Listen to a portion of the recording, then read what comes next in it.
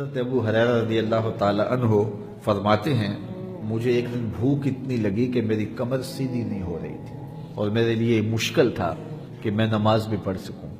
اب کسی سے سوال کروں تو یہ بھی مجھے گوارا نہیں تھا، تو میں ایک ایسے گوشے پہ بیٹھ گیا مسجد نبوی کے کہ جہاں سے لوگوں کا گزران ہوتا تھا، اور میری آرزو یہ تھی کہ کوئی شخص گزرتا ہوا میرے چہرے کو پڑھ لے، مجھے سوال کی نوبت بھی نہ آئے اور میرے درد کا درمان بھی ہو جائے، لیکن جو بھی آتا وہ سلام لے کے گزر جاتا۔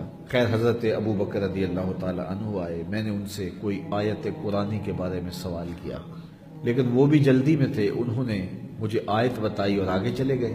پھر حضرت عمر رضی اللہ تعالیٰ عنہ آئے، میں نے ان سے کوئی شرعی مسئلہ پوچھ لیا، لیکن شاید وہ بھی جلدی میں تھے، انہوں نے بھی مسئلہ بتایا اور آگے چلے گئے اور اصل مسئلے تک نہ پہنچ پائے۔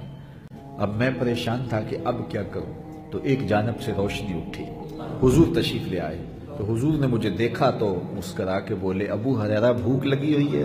میں نے کہا جی حضور بھوک لگی ہے، فرماؤ میرے ساتھ آ جاؤ۔ گھر لے گئے، اہل خانہ کو آواز دی کچھ کھانے کے لیے ہے؟ انہوں نے کہا جی دودھ کا ایک پیالہ ہے۔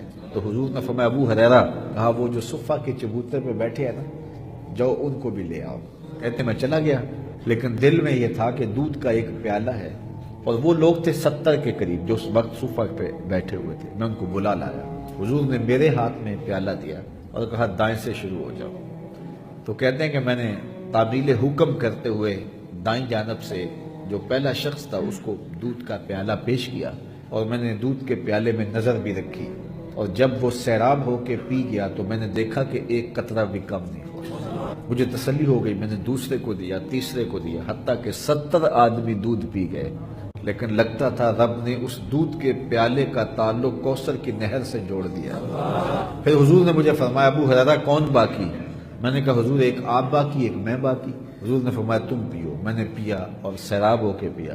فرمایا اور پیو، میں نے اور پیا۔ فرمایا اور پیو۔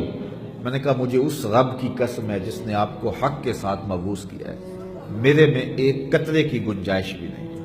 تو حضور نے میرے ہاتھ سے پیالہ لیا اور خود نوش جاں کرتے ہوئے فرمایا کہ قوم کا ساقی آخر میں پیتا ہے۔ تو دودھ کا ایک پیالہ 72 لوگوں کے لیے کافی ہو گیا۔ میرے استاد فرمایا کرتے تھے کہ ایک پہلو تو یہ ہے کہ دودھ کا ایک پیالہ 70-72 آدمیوں کو کافی ہو گیا۔